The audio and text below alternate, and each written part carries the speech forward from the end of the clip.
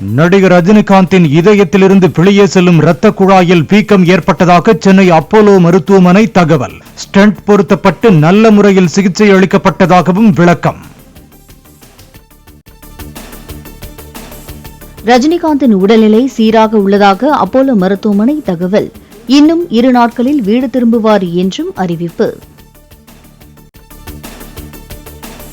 ரஜினிகாந்த் விரைவாக குணமடைய அவரது கோடிக்கணக்கான ரசிகர்களுடன் சேர்ந்து தாமும் வேண்டிக் கொள்வதாக ஆளுநர் RN ரவி கருத்து. நண்பர் சூப்பர் ஸ்டார் ரஜினிகாந்த் விரைந்து நலம் பெற விழைவதாக முதலமைச்சர் மு க ஸ்டாலின் வலைப்பதிவு.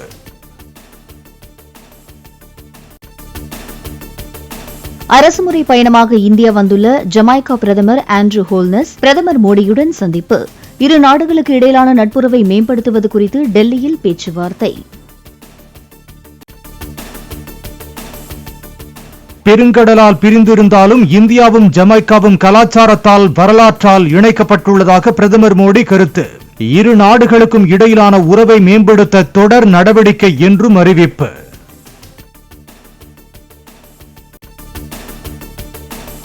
சிவாஜி கணேசனின் 97வது பிறந்த நாளையொட்டி சென்னை அடையாறில் உள்ள மணி மண்டபத்தில் முதலமைச்சர் ஸ்டாலின் மரியாதை. உருவப்படத்திற்கு மலர் தூவி மரியாதை செலுத்திய பின் அங்குள்ள புகைப்பட கண்காட்சியை பார்வையிட்டார்.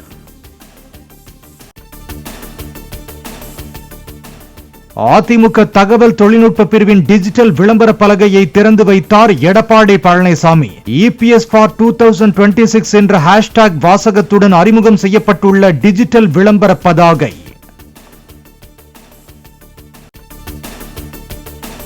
சென்னை அதிமுக தலைமை அலுவலகத்தில் கட்சியின் தொழில்நுட்ப பிரிவு நிர்வாகிகளுடன் எடப்பாடி பழனிசாமி ஆலோசனை. கட்சி இழந்துள்ள 15% வாக்குகளை ஈடு செய்ய இளைஞர்களின் வாக்குகளை பெற வேண்டும் என அறிவுறுத்தியதாக தகவல்.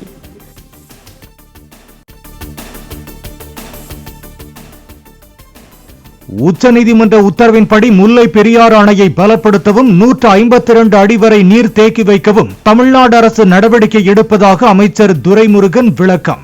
நதிநீர் பிரச்சனையில் தமிழக மக்களை அதிமுக குழப்புவதாகவும் துரைமுருகன் அறிக்கை.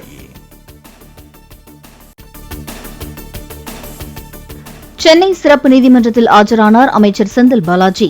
போக்குவரத்து துறையில் வேலை வாங்கி தருவதில் மோசடி செய்ததாக கூறி தொடரப்பட்ட வழக்கில் கூடுதல் குற்றப்பத்திரிகை நகலை பெற்றார்.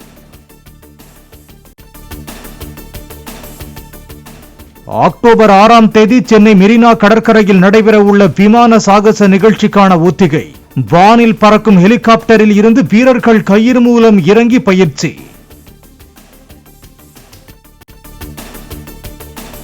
சென்னை மெரினா கடற்கரையை ஒட்டிய வான்பரப்பில் சாகச ஒத்திகையில் ஈடுபட்ட ரஃபேல் உள்ளிட்ட இந்திய போர் விமானங்கள். எதிரெதிரே பறந்தும் தலைகீழாக சுழன்றும் விமானங்கள் நிகழ்த்திய சாகச ஒத்திகையால் பார்வையாளர்கள் வியப்பு.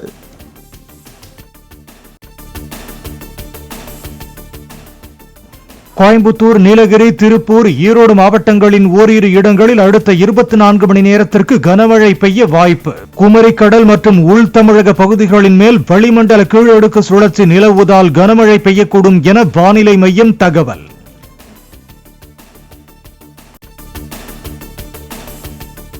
ஈஷா யோகா மையத்தில் கோயம்புத்தூர் மாவட்ட காவல்துறை, சமூக நலத்துறை மற்றும் குழந்தைகள் நலக்குழு அதிகாரிகள் விசாரணை. காமராஜர் என்பவர் தனது மகள்களை மீட்டுத் தருமாறு தாக்கல் செய்த ஆட்கொணர்வு மனுவில் உயர்நீதிமன்ற உத்தரவின்படி விசாரணை என தகவல்.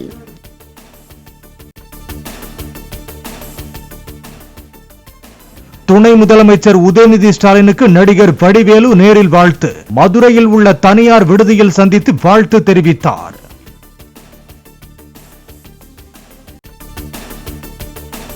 தஞ்சை பிரகதீஸ்வரர் கோவில் அருகே கனரக வாகனங்கள் கடந்து செல்வதால் வருங்காலத்தில் அக்கோவிலின் நிலை என்னவாகும் என உயர்நீதிமன்ற மதுரை அமர்வு கேள்வி.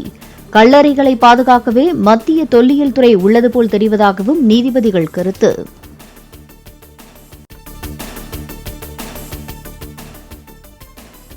டெல்லி போர் நினைவிடத்தில் மரியாதை செலுத்திய விமானப்படையின் புதிய தலைமை தளபதி AP சிங் சக்கர நாற்காலியில் அமர்ந்திருந்த தனது தாயாரின் கால்களை தொட்டு ஆசி பெற்ற பின் மறைந்த ராணுவ வீரர்களுக்கு அஞ்சலி.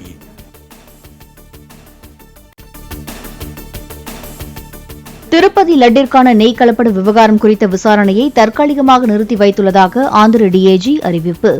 உச்சநீதிமன்ற உத்தரவை அடுத்து வரும் அக்டோபர் 3ஆம் தேதி வரை விசாரணை நிறுத்தம் என பேட்டி.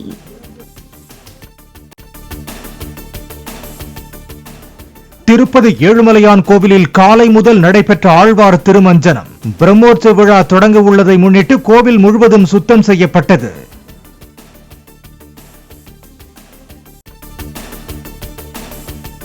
செப்டம்பர் மாதத்தில் மட்டும் யுபிஐ மூலம் நாள்தோறும் 50 கோடி முறை பண பரிமாற்றங்கள் நடைபெற்றதாக தேசிய கொடுப்பனவு கழகம் தகவல். தொடர்ந்து 5வது மாதமாக 20 லட்சம் கோடி ரூபாய்க்கு மேல் பண பரிவர்த்தனை மேற்கொள்ளப்பட்டு வருவதாகவும் விளக்கம்.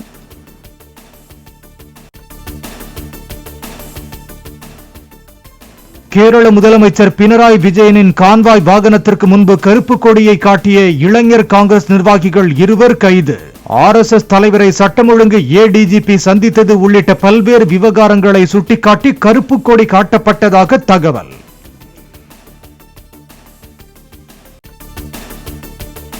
வங்கதேசத்திற்கு எதிரான 2வது டெஸ்ட் போட்டியில் 7 விக்கெட்டுகள் வித்தியாசத்தில் வென்றது இந்தியா. 2 போட்டிகள் கொண்ட தொடரை முழுமையாக கைப்பற்றி அசத்தல்.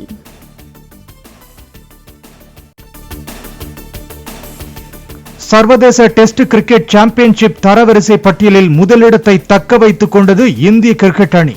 வங்கதேச அணிக்கு எதிரான டெஸ்ட் தொடரை முழுமையாக கைப்பற்றியதால் 74.24 புள்ளிகளுடன் முதலிடத்தில் நீடிப்பதாக அறிவிப்பு.